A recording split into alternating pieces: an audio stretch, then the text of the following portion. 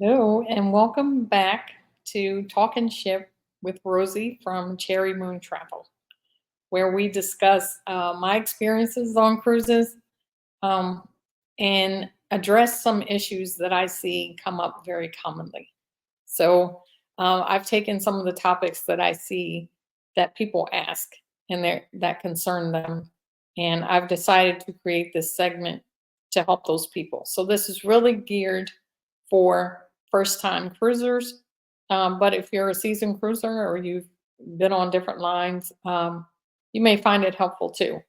But this is really, really to help those who have not been on a cruise before. I see a lot of people are overwhelmed and stressed out. And I don't want anyone to start their vacation that way, even if you did not book with me. If you did book with me, I certainly don't want you to start out that way. But I'm hoping that any tips or feedback based on my experiences can help someone so that their trip is more enjoyable. So, um, today's topic is going to be passports. Now, I see a lot of people asking about the need to have a passport. And a lot of the responses are, and I know you can do this. I'm well aware that on closed looped cruises, which means it departs and returns to a US port. So you're departing from Florida, you're coming back to Florida. That's a closed loop. I understand that you do not need passports for those legally. However, my personal recommendation is to not do that, um, just based on an experience. You have to think that if something interrupts your vacation and you have to fly back home and you are not at a US port when you have to get off, you will need your passport to fly back. So I'm seeing a lot of people saying, I don't have a passport and I'm going on my cruise next week. I would not recommend doing that. But if you have all of your documentation and it's accepted, I wish you a wonderful cruise. Please go and have a great time. And I hope that you don't experience any issues. But for me personally, um, I went on a cruise and had to disembark early.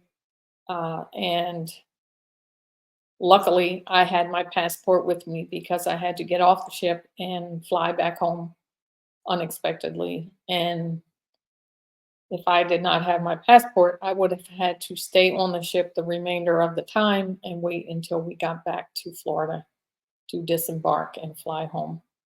So please keep that little tidbit in mind, that even though it sounds great and it might be more convenient for you to take your birth certificate and a photo ID, um, that things do happen.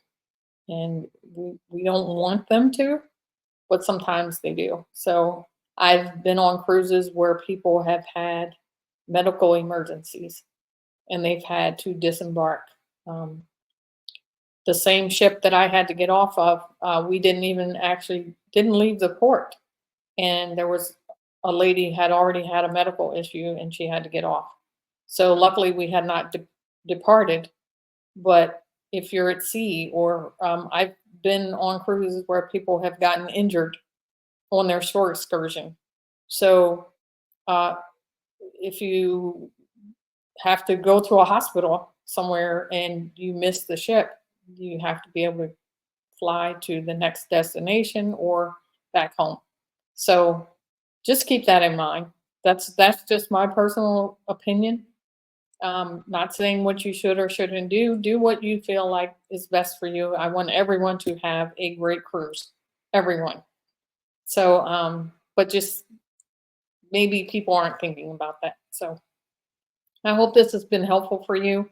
And if you find it helpful, please subscribe because I will be doing these segments covering different topics that I see people that seems to be keeping them up at night.